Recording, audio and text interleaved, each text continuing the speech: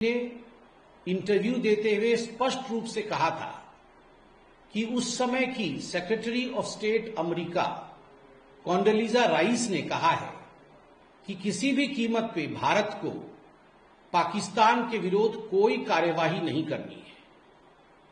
और चिदंबरम जी के अनुसार मनमोहन सिंह जी को भी और चिदंबरम जी को भी यह बातें अमेरिका की सरकार ने उस समय कही थी।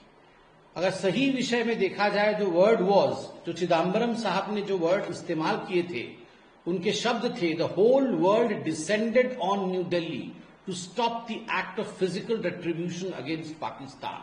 The then US secretary of state Condoleezza Rice had asked him and PM Manmohan Singh not to react. Whole world descended on New Delhi.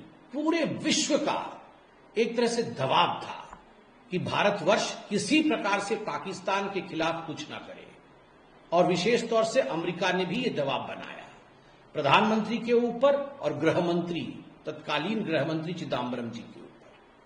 कल एक इंटरव्यू में मनीष तिवारी जो कि कांग्रेस के एक कद्दावर नेता हैं, पूर्व मंत्री भी रह चुके हैं और अभी सांसद भी हैं, मनीष तिवारी जी ने कल अपने इंटरव्यू में स्पष्ट रूप से कहा है कि the statements of P Chidambaram can not be disregarded.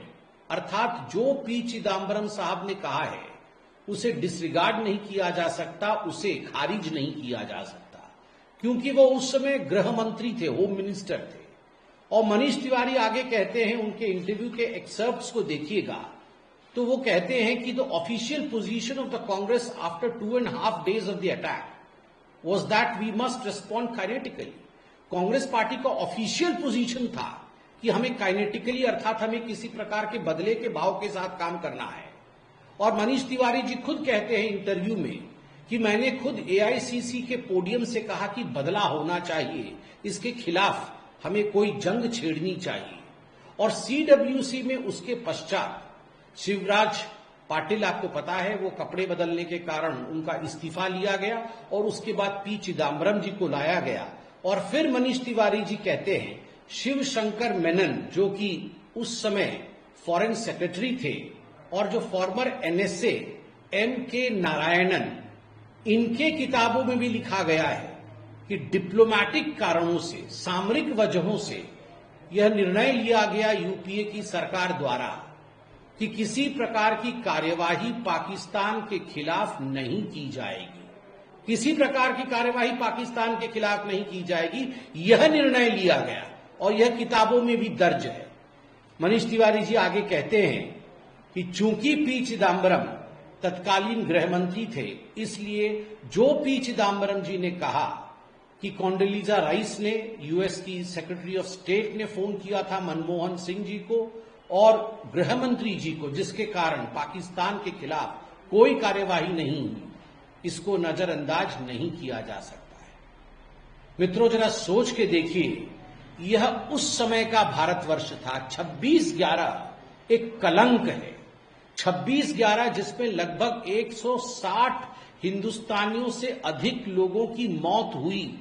26/11 जो कि it's blot in the name of, I would say, humanity. Terrorism का एक चरम सीमा भारतवर्ष देखता है। और उस समय केवल इसलिए, quote unquote, because the whole world descended upon New Delhi, पूरे विश्व ने चाहा कि कुछ नहीं होना चाहिए, इसलिए कांग्रेस पार्टी ने निर्णय लिया कि कुछ हम नहीं करेंगे पाकिस्तान के खिलाफ। यह था उस समय का हिंदुस्तान गांधी परिवार के शासनकाल में। आपको क्या लगता है, यह निर्णय किसने लिया होगा? मैं आज आपको बताता हूं, यह निर्णय गैर कानूनी तरीके से और अनकॉन्स्टिट्यूशनल तरीके से सोनिया गांधी जी ने लिया होगा। एंड सोनिया मैडम ने ही डिक्टेट किया होगा मनमोहन सिंह को, और मनमोहन सिंह जी के साथ साथ गृह मंत्री चिदंबरम जी। It was the dictation of Sonia Gandhi that don't act against Pakistan. यह सोनिया गांधी जी का ही डिक्टेशन था कि पाकिस्तान के खिलाफ किसी प्रकार की कार्यवाही न की जाए, पाकिस्तान के खिलाफ कुछ भी गतिविधि नहीं होनी चाहिए। यह सोनिया गांधी जी का ही डिक्टेशन था। मुझे तो आश्चर्य होता है कि भारतवर्ष जिसमें अदम्य साहस, अदम्य शौर्य है, उसके बावजूद भी सोनिया जी ने हिंदुस्तान को झुकाने का काम किया और पाकिस्तान को पनाह दिया। केवल इतना ही नहीं, आप देखिए नटवर सिंह जी का भी मैं निकाल के लेके आया हूं। नटवर सिंह जी ने क्या लिखा था अपनी किताब में। नटवर सिंह जी ने 26 सितंबर 2014 में जब उन्होंने अपनी आत्मकथा को लिखा, one life is not enough, जिसको हिंदी में बाद में ट्रांसलेट किया गया, एक ही जिंदगी काफी नहीं है। उसके विमोचन के समय उन्होंने कहा कि जब मनमोहन सिंह जी प्रधानमंत्री बने 2004 में, मनमोहन सिंह जी ने फोन करके कह दिया था, Manmohan Singh ji had already telephoned and said it to Natwar Singh that you are going to be the foreign minister, आप विदेश मंत्री बनेंगे, यह नटवर सिंह जी ने कह दिया था। उसके बावजूद सोनिया जी ने नटवर सिंह जी को फोन किया और कहा कि नटवर जी, अमेरिका नहीं चाहता है कि आप विदेश मंत्री बने। मनमोहन सिंह जी ने भी नटवर जी को कहा कि आप विदेश मंत्री बने, यह अमेरिका नहीं चाहता है। मगर नटवर सिंह जी भी अड़ गए कि मैं और कोई मंत्रालय नहीं लूंगा, मंत्रालय लूंगा तो केवल और केवल विदेश मंत्रालय ही लूंगा। इसलिए केवल 1 वर्ष के लिए उन्हें विदेश मंत्रालय सौंपा गया, 1 वर्ष के लिए ही उन्हें विदेश मंत्री बनाया गया। उसके बाद उन्हें उस पद से हटा दिया गया। आप सोच के देखिए, ये खुद नटवर सिंह जी जो कांग्रेस के कद्दावर नेता थे, उन्होंने अपनी आत्मकथा में लिखा है कि उस समय की सरकार, सोनिया जी की सरकार, अमेरिका से पूछकर यह तय करती थी कि कैबिनेट में मंत्री कौन होगा, who should be the ministers in the Indian cabinet.